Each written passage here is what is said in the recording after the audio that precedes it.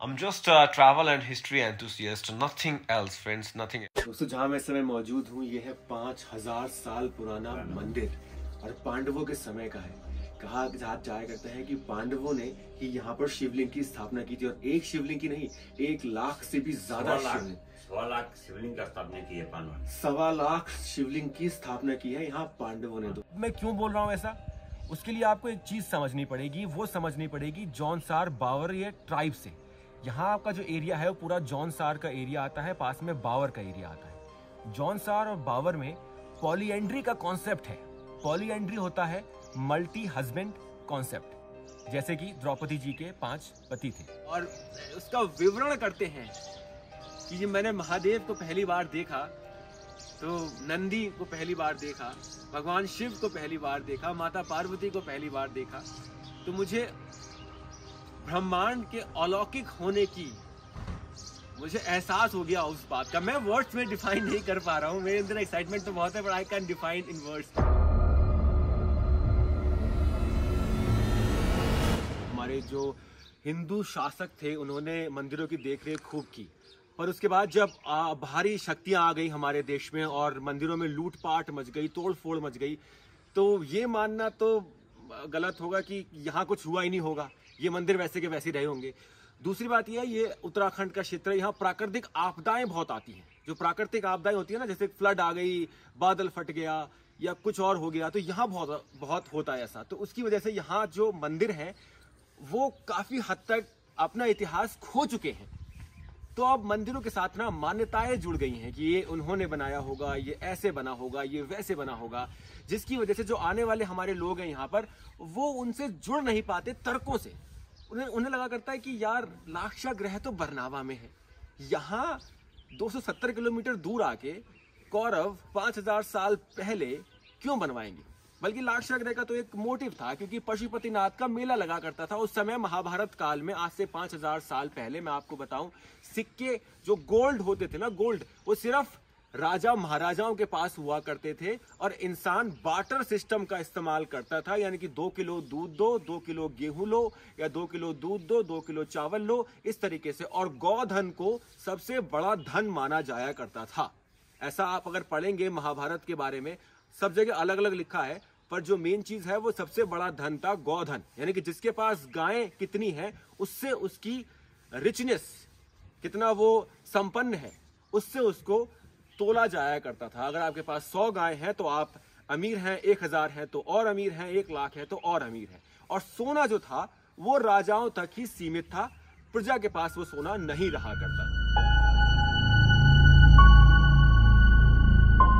दोस्तों, महाभारत के सबूत ढूंढते हुए मैं पहुंच गया हूं उत्तराखंड के एक छोटे से गांव लाखा मंडल में। देहरादून से ये तकरीबन 125 किलोमीटर दूर पड़ता है। आप अपनी गाड़ी से आएंगे तो कम से कम 3 घंटे का समय लगेगा आपको यहां तक पहुंचने पे। हालांकि देहरादून से आपको बसेस मिल जाती हैं, टैक्सीज मिल जाती हैं। यहां पर इस समय सुबह के 6:30 बज रहे हैं और बहुत ठंड है, बहुत ही ज्यादा। नीचे एक गुफा है, पांडवों की गुफा, जो मैं आपको दिखाने वाला हूं, पर थोड़ा सा इतिहास आपको यहां पर समझाने की कोशिश करता हूं मैं। बेसिकली बहुत सारी बातें हैं जो हमें पता नहीं है महाभारत के बारे में। पहली बात तो यह है कि पांडव जो है वो कितनी बार वनवास के लिए गए और कितनी बार अज्ञातवास के लिए गए। पांडव पैदा ही उत्तराखंड में हुए थे। पांडुकेश्वर मंदिर जो यहाँ से काफी दूर है, वहां पर उनकी पैदाइश है। वहां पर ही उनके पिताजी पांडु अपनी धर्मपत्नी कुंती और माद्री के साथ रहने लगे थे, वहीं पर पांडव पैदा हुए थे। तो पहला वनवास तो उनके लिए वो ही हो गया। अब दूसरा जो हुआ था वो हुआ था लाक्षा ग्रह के बाद। बहुत से लोगों को ये पता नहीं है, बहुत से लोग कहते हैं कि वनवास तो एक ही बार हुआ था ना बस। लाक्षा ग्रह के बाद भी पांडव वनवास में ही रहे थे। जी हाँ, वो वन में ही रहे थे।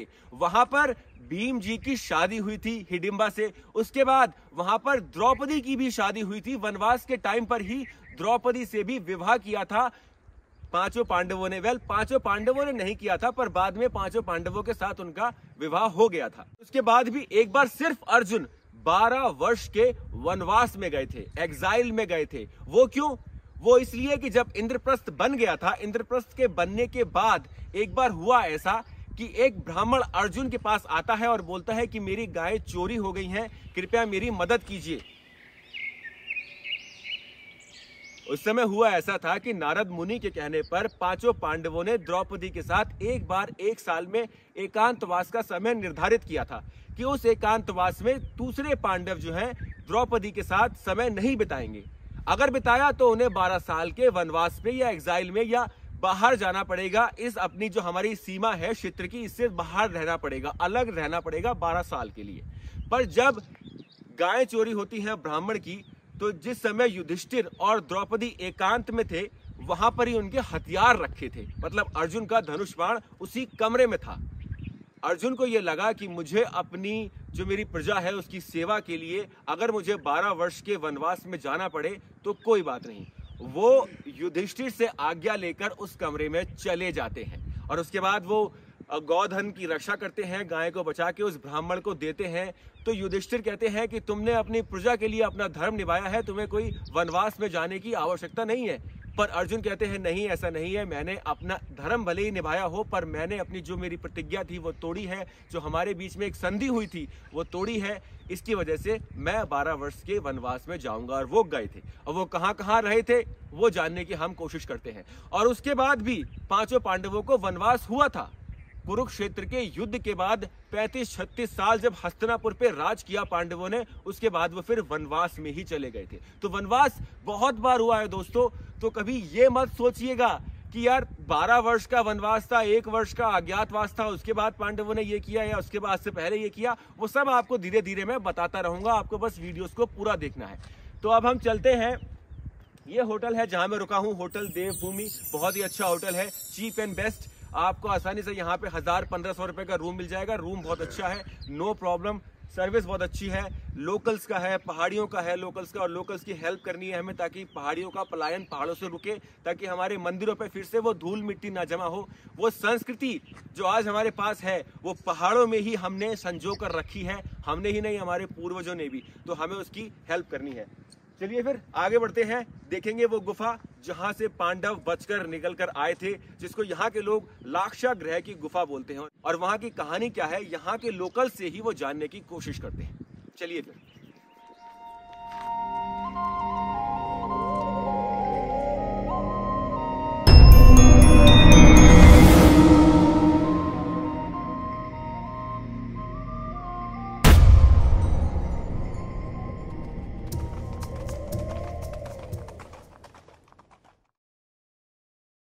तो दोस्तों, पांडवों की गुफा दिखाने से पहले आपको मैं एक मंदिर दिखाता हूं जिसका नाम है लाखा मंडल।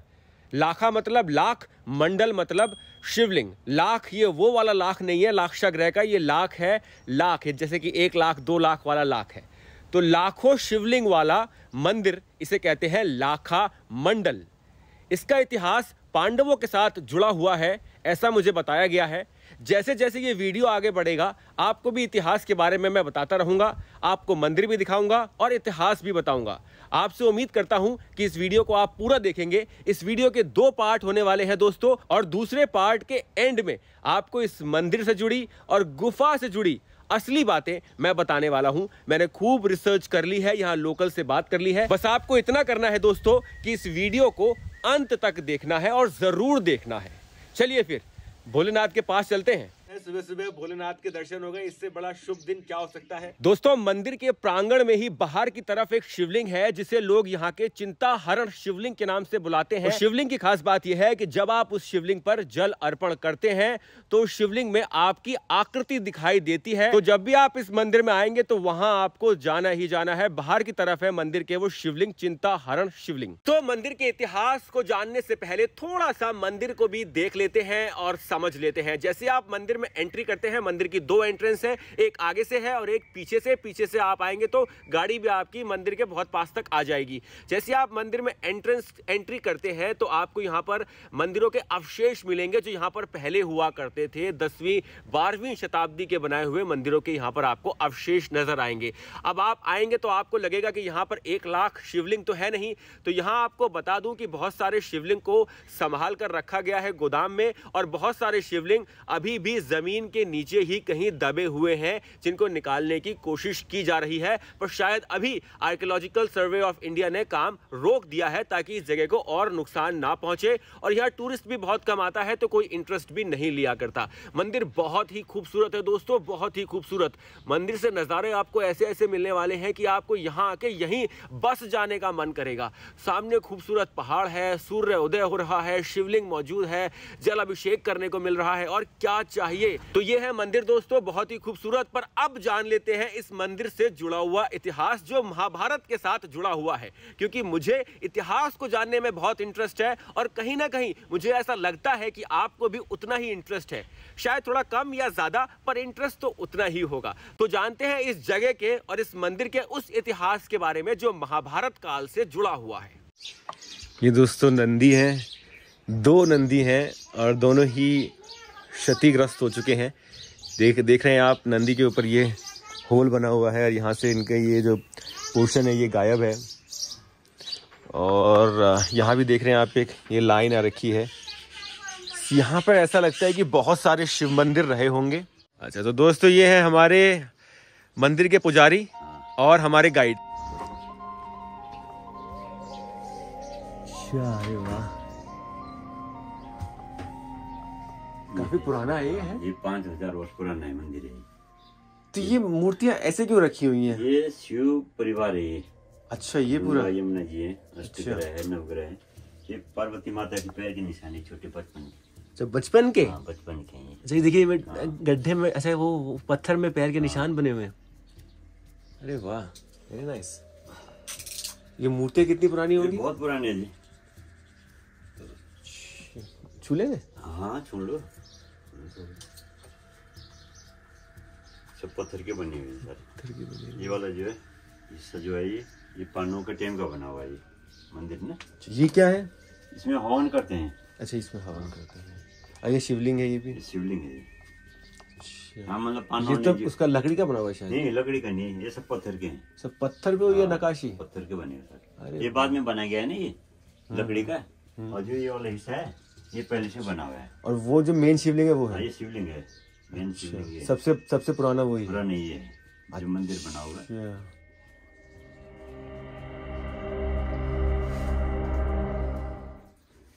दोस्तों, जहाँ मैं इस समय मौजूद हूँ ये है 5000 साल पुराना मंदिर और पांडवों के समय का है।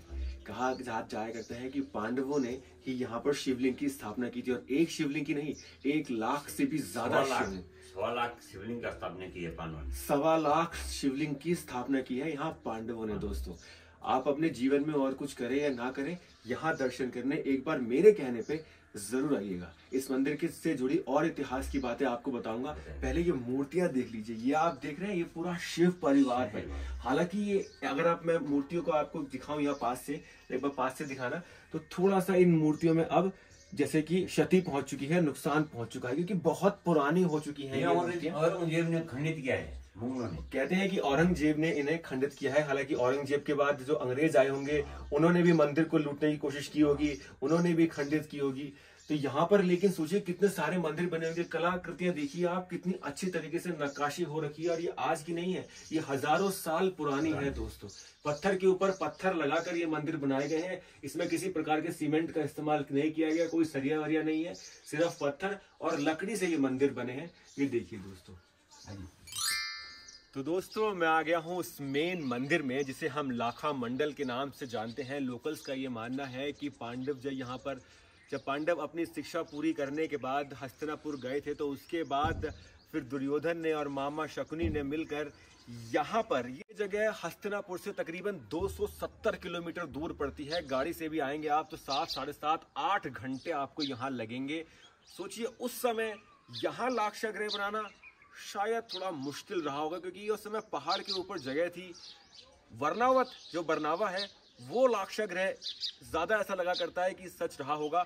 यहाँ की कहानी कुछ और होगी। मैं ये नहीं कह रहा कि ये लाक्षागृह नहीं रहा होगा, अगर लोकल्स का मानना है तो शायद ये रहा हो, पर यहाँ की कहानी शायद कुछ और है जिसके बारे में किसी ने जानने की कोशिश कभी की नहीं। ये दो यहाँ पर आपको, जैसे आप मंदिर के अंदर एंट्रेंस के बाहर से आते हैं, वो एंट्रेंस है मंदिर की, वो देखिए एक बार दिखाना वहाँ पर, वो वहाँ पर एंट्रेंस है मंदिर की। आप मेरा हाथ जहाँ देख रहे हैं वो वहाँ पर एंट्रेंस है। उसके बाद ये शिवलिंग है, जो मेन बड़ा शिवलिंग है वो यहाँ है। और यहाँ जहाँ मैं खड़ा हूँ के पीछे का रास्ता है, ये 2 द्वारपाल हैं जिन्हें हर सदी में एक अलग नाम दिया गया है। कोई जय विजय कहा है, किसी ने कहा है कि ये अर्जुन और कर्ण है, कोई कुछ कहता है, कोई कुछ कहता है। आइए यहाँ पे जो मेन शिवलिंग है वो ये है।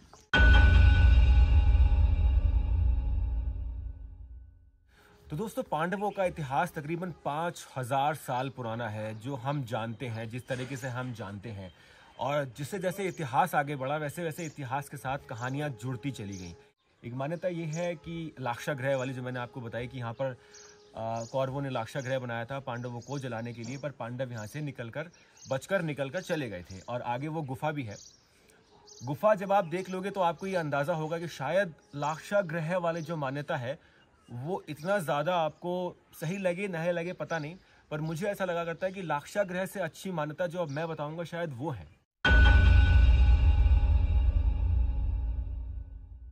पांडवों ने बहुत यहाँ पर समय बिताया है। और एक बार जब वो 12 साल के लिए अपने द्रौपदी के साथ वो लोग चले गए थे पहाड़ों में, वनवास पे चले गए थे, 12 साल के वनवास पे और 1 साल के अज्ञातवास पे।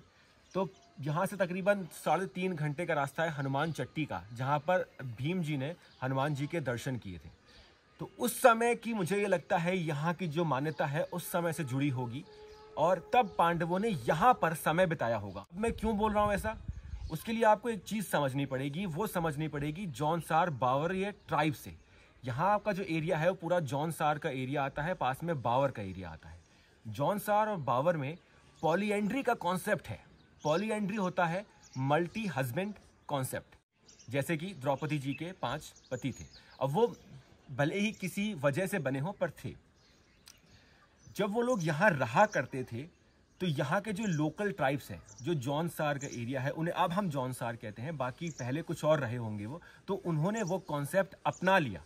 क्योंकि वो भीम जी में, अर्जुन जी में, नकुल जी, सहदेव जी और युधिष्ठिर जी में वो एक राजा को देखा करते थे। यानी कि वो जानते थे कि ये राजा हैं। तो उन्होंने उस कॉन्सेप्ट को अपना लिया और काफ़ी समय तक यहाँ पर वो कॉन्सेप्ट रहा, जो पॉलीएंड्री जिसे हम बोलते हैं, काफ़ी समय तक रहा। उसके बाद वो अब इंडिया में इलीगल है। तो 12 साल अगर वो लोग यहाँ पर रहे, तो 12 साल रहने का मतलब है कि उन्होंने हर दिन एक ना एक शिवलिंग बनाया होगा। हालांकि वो 12 साल पूरा यहाँ पर उन्होंने समय नहीं बिताया है और वो कहीं और भी चले गए होंगे। और अब कुछ लोग बोलेंगे कि जब लाक्षागृह हुआ था तो उसके बाद जो अज्ञातवास, जो वनवास में वो गए थे, तब वो कहाँ गए थे? तो उस समय वो हिमाचल प्रदेश की तरफ गए थे, क्योंकि जो हिडिंबा माँ है, जो भीम जी की पत्नी है, वो मनाली के पास एक गाँव है, वहाँ की है। इससे एक और मान्यता है जो जुड़ी हुई है, वो मैं आपको बताऊंगा। पहले मैं जल अभिषेक कर लूं। देखिए सूर्यदेव आ गए हैं और ये मुहूर्त बहुत अच्छा है।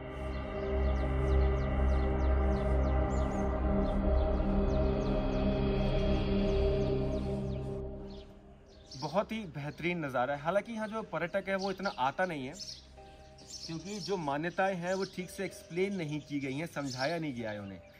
तो इस वजह से पर्यटक बहुत कम है यहाँ पर। इस मंदिर का जो इतिहास है, जो मैंने आपको बताया, जौनसार बावर, कुछ लोग बावर कहते हैं, बावर BAWAR, ओके, बावर कहते हैं, कुछ बावरनिया कहते हैं। तो वो जो है वो देखो, सही चीज तो कोई भी निकाल के ला नहीं पाएगा, पर जौनसार बावर का जो एरिया था उसमें पॉलीएंड्री कैसे आई? वो तो पांडवों से ही जुड़ी है ना, और तो कहीं एक वाइफ और 5 हस्बैंड का कोई वो है नहीं कॉन्सेप्ट। ये पॉलीएंड्री जो है ये केवल पांडवों से ही जुड़ी है। तो पांडव यहाँ आए थे, वो तो पक्का हो गया आपको, उसका तो कोई तर्क है नहीं, क्योंकि पांडव यहाँ आए थे, उनसे ही वो चीज सीखी गई। ठीक है, अब वो कब आए थे, मेन चीज ये है। तो पांडव यहाँ बहुत बार आए थे। एक तो वो पैदा ही उत्तराखंड में हुए थे, ठीक है, उसके बाद वो 12 साल के टाइम पर अपने जब वो वनवास में रहे थे तो वो यहाँ आए थे, और तब उन्होंने यहाँ पर सबसे ज्यादा समय बिताया होगा। एक और इसका वो है तर्क है मेरे पास, एक और इसकी मान्यता है। वो बताने से पहले मैं आपको ये दिखाता हूं। यहाँ पर ये द्वारपाल माने गए हैं इलाका मंडल में, और ये द्वारपाल स्वर्ग के हैं जहां तक मैंने पढ़ा है। पर कैसे स्टैचूज को नुकसान हुआ है, और यहाँ देखिए, यहाँ पर ये बना हुआ है, ये शायद अलग है, क्योंकि इसमें शिवलिंग के जैसा एक यहाँ पर आपको देख रहे हैं दूध चढ़ाने के बाद जो निकलता है शिवलिंग में, उस तरीके की यहाँ पर एक नाली नुमा एक चीज बनी हुई है, देख रहे हैं। तो ये यहाँ पर आप सीमेंट देख रहे हैं हल्का हल्का, जिसे जोड़ दिया गया है बाद में, यानी कि ये जो था पत्थर हिलाना मुश्किल रहा होगा तो इसके ऊपर ये बाद में रखा गया है। ये अलग है और ये शायद अलग है, इसमें काफी नुकसान भी हुआ है, एक हाथ भी इनका गायब है। ये शायद मूर्तियां वो होंगी, कलाकृतियां जो अंग्रेज अपने साथ लेके जाना चाहते होंगे पर ले जा नहीं पाए होंगे। यहाँ देखिए आप कितने सारे हमारे जो मंदिर है उसके जो अवशेष अब रखे हुए हैं, सारे अवशेष, और ये सब मंदिर रहा होगा, कोई बहुत बड़ा मंदिर, भव्य मंदिर यहाँ रहा होगा जो पांडवों ने बनाया होगा, और ये सारे शिवलिंग होंगे। दोस्तों ये 2 शिवलिंग है यहाँ पर, और इसका रंग थोड़ा आप देख रहे हैं रेडिश सा रंग है, और इसका रंग थोड़ा ग्रीनिश हरा सा रंग है, और इसका थोड़ा सा मरून लाल सा रंग है। हालांकि ये इसका बेस नहीं रहा होगा, ये बाद में रखा गया है। ये बेस हमने देखा है मंदिरों के ऊपर होता है, जो मंदिर है देख रहे हैं आप, उसके ऊपर बिल्कुल वैसा ही बेस है जैसे ये है ना। ये स्ट्रक्चर जो है ये मंदिरों के ऊपर होता था, देखिए सामने आपको दिखाई देगा, बिल्कुल वैसा ही है जैसा ये है। ये किसी मंदिर के ऊपर रहा होगा, बाद में जब अवशेष मिले होंगे तो इसको बेस बना दिया, इसके ऊपर ये शिवलिंग है, और ये बेस भी किसी और का रहा होगा, इसके ऊपर ये शिवलिंग है। इसका रंग थोड़ा हरा है, और इनमें से एक द्वापर युग का है और एक त्रेता युग का है। तो दोस्तों एक और कलाकृति है यहाँ पर जो काफी इंटरेस्टिंग है। ये महिषासुर मर्दिनी यानी कि दुर्गा माँ की स्टैचू है। इसमें आप देख रहे हैं दुर्गा माँ है, और नीचे ये महिषासुर है। महिषासुर जो आपको पता हो शायद भैंसे के शेप का था, तो यहाँ पे आप भैंस के आकार को देख सकते हैं। ये देखिए भैंसे का आकार है, ये जा रहा है पूरा भैंसे का आकार। और ये कुछ लोगों का मानना है कि 8th सेंचुरी गुप्ता डायनेस्टी में इस स्टैचू को बनाया गया था। काफी इसमें बहुत इंटरेस्ट, हालांकि इसमें काफी क्षति पहुंच गई है, पर इसमें काफी डिटेल्ड आपको दिखेगा सब कुछ। और यहाँ पर ये जो शिवलिंग के अंदर जो शिवलिंग है उससे दूध निकलने का है यहाँ पर ये वो अवशेष हैं जो मंदिर के हैं। तो कहीं ना कहीं ये ऐसे लगता है कि काफी सारे मंदिर रहे होंगे, और वो सारे जब उनको हार्म पहुंच गया, नुकसान हो गया उन्हें, तो बहुत सारे मंदिर अलग अलग रहे होंगे। कोई शिव जी का मंदिर रहा होगा, कोई माता रानी का मंदिर रहा होगा, कोई और किसी भगवान का मंदिर रहा होगा। तो उन सब के जो अवशेष हैं वो यहाँ आकर अब रख दिए गए, और यहाँ पर एक अलग से मंदिर बना दिया गया है जिसमें बहुत सारे शिवलिंग भी हैं। अच्छा, तो यहाँ पर जो लोग हैं उनकी ये मान्यता है कि यहाँ पर एक बार एक गाय जो थी वो अपने आप शिवलिंग पे दूध देने आती थी, और उससे पता लगा कि यहाँ पर एक महादेव का शिवलिंग है। पर ये आप अगर जाएंगे, जैसे नाग देवता मंदिर पे गया था मैं, वहां पे भी यही बोला गया था कि गाय थी वो यहाँ पर अपने आप आके दूध चढ़ाया करती थी शिवलिंग पे, तो यहाँ पता लगा कि यहाँ शिवलिंग है। जनरल मान्यता है, वो एक जनरली मान्यता है। ऐसा होता होगा, पक्का 101% ऐसा होता होगा, पर वो एक जनरल चीज है। उसके साथ जो इतिहास है वो उससे कैसे जुड़ता है वो जानना बहुत जरूरी है। जैसे कि यहाँ पर ये देख रहे हैं आप, 2 नंदी हैं हमारे सामने, ठीक है। एक नंदी जो मेन शिवलिंग के पास बैठे हैं, और एक नंदी एक छोटे वाले शिवलिंग के पास बैठे हैं। तो अगर मतलब और नंदी कहाँ गए, क्योंकि 1 लाख सवा लाख शिवलिंग होने थे, तो 1 लाख सवा लाख नंदी भी होने चाहिए थे। तो उसका मतलब ये है कि अभी बहुत सारे अवशेष ऐसे हैं जो खुदाई में मिल सकते हैं, जो हमने ठीक से शायद ढूंढने की कोशिश ही नहीं करी है। तो अभी बहुत सारे ऐसे अवशेष हैं जो हमें ढूंढने हैं, और शायद उससे इतिहास की हमें और अच्छी तरह से जानकारी होगी। तो दोस्तों लाखा मंडल, 1.25 लाख शिवलिंग, 5000 साल पुराना इतिहास, अलग अलग तर्क हैं, मैंने कुछ आपको बताए हैं। एक और मान्यता है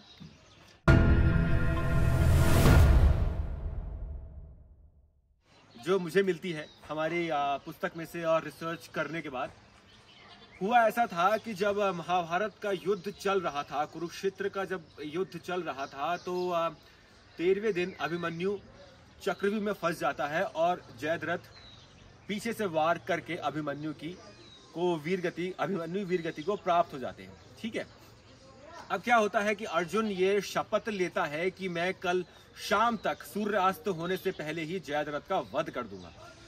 उस रात अर्जुन को नींद नहीं आती, अगले दिन से पहले रात को अर्जुन को नींद नहीं आती, क्योंकि उसने शपथ तो ले ली, पर शपथ ये है कि अगर मैं जयद्रथ का वध नहीं कर पाया तो मैं आत्मदाह कर लूंगा।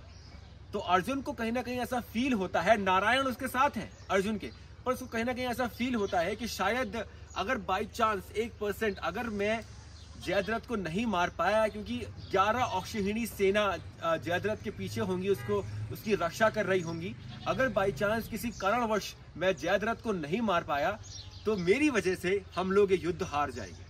तो उस रात अर्जुन सो नहीं पाता। जब वो सो नहीं पाता तो नारायण को इस बात का अंदाजा हो जाता है, अंतर्यामी है, तो वो अर्जुन के सपने में आते हैं और अर्जुन को अपने साथ कैलाश लेके जाते हैं महादेव के दर्शन कराने। तब जब महादेव को अर्जुन देखते हैं और उसका विवरण करते हैं कि मैंने महादेव को पहली बार देखा, तो नंदी को पहली बार देखा, भगवान शिव को पहली बार देखा, माता पार्वती को पहली बार देखा, तो मुझे ब्रह्मांड के अलौकिक होने की मुझे एहसास हो गया उस बात का। मैं वर्ड्स में डिफाइन नहीं कर पा रहा हूँ, मेरे अंदर एक्साइटमेंट तो बहुत है, but I can define in words.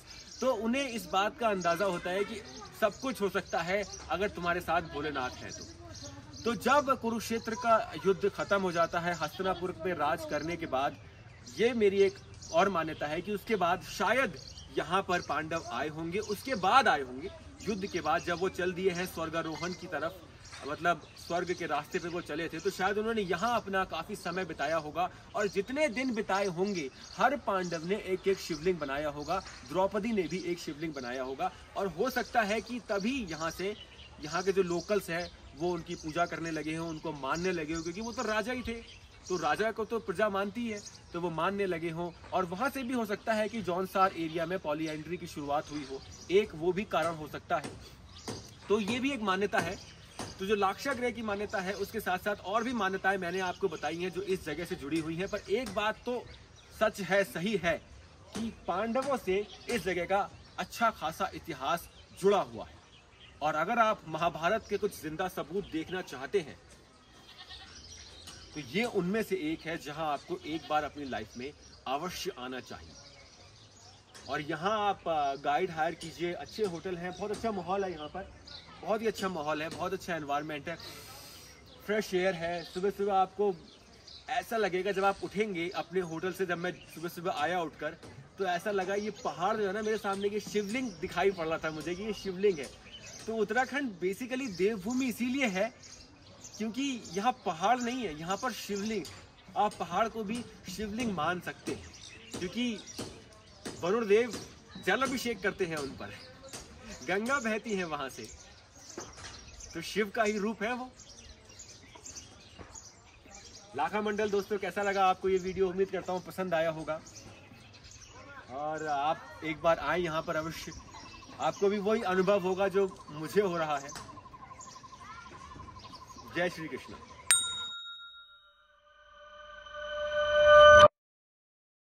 तो दोस्तों, अब मैं आपको उस गुफा में लेके जाने वाला हूँ, लाखा मंडल के बहुत पास है, तकरीबन 1 किलोमीटर या 2 किलोमीटर यहाँ से लाखा मंडल है, जहाँ मैं अभी आपको लेके गया था। और अब मैं आपको उस गुफा में लेके जा रहा हूँ जहाँ से कहा जाता है कि लाखा मंडल के पास ही एक लाक्षागृह था, और वहां से पांडव, जब लाक्षागृह में आग लग गई थी, आग लगा दी गई थी पुरोचन के द्वारा, तो पांडव इसी गुफा से बचकर निकल आए थे।